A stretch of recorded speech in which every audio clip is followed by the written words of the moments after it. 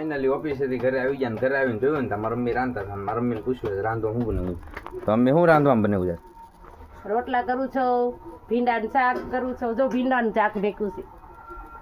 છોકરા ઓફિસેથી આવ્યા છે, હું રસોઈ બનાવું છું.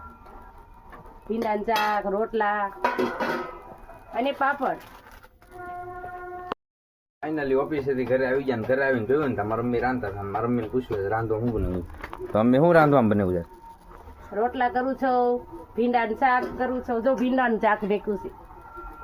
છોકરા ઓફિસેથી આવ્યા છે, હું રસોઈ બનાવું છું. ભીંડાનું શાક, રોટલા અને પાપડ.